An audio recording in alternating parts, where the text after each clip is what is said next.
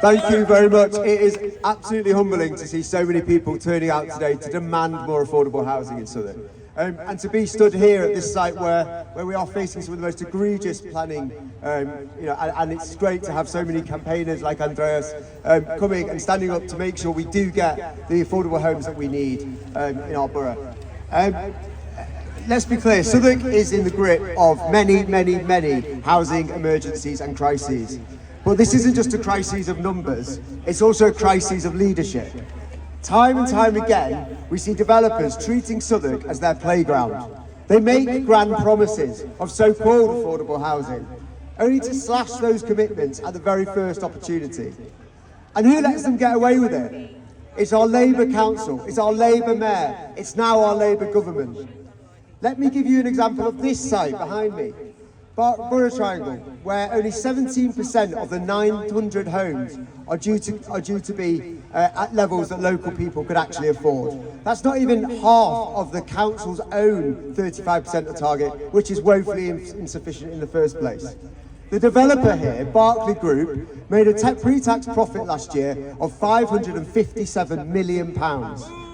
They have the audacity, shame on them, yes. They have the audacity to plead poverty, that they can't deliver more than 17% affordable homes on this site.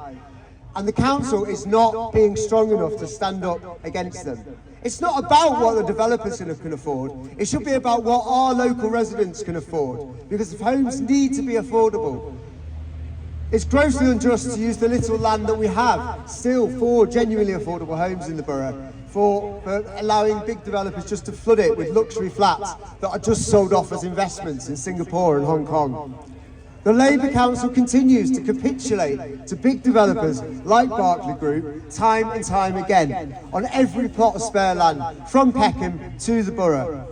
They're too weak to stand up to our big developers, and the council doesn't have the in-house skills and expertise that we need to challenge these big developers to make sure that their viability assessments are actually worth the paper they're written on. And it does get worse though, because Southwark is also the largest council house provider in London. We have 37,000 council homes that Southwark Council manages. The regulator of social housing has exposed serious failings in the way that Southwark Council manages its housing department. Half of all our homes, that's 18,500 homes and families, don't even have a smoke alarm. Half don't even have an electrical safety test. 11,000 homes aren't even at the council's most basic level of standard. These aren't just statistics, they are individual scandals. That's 18,500 individual scandals that the council is sitting on. And apologies and empty promises are not enough.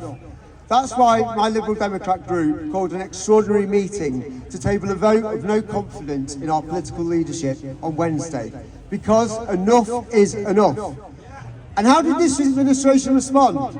In a move straight out of Boris Johnson or Donald Trump's playbook, they shut down the debate. They silenced the voice of tenants and residents. They wouldn't let us hold them to account in the town hall. So let me try something here. Can I have a show of hands?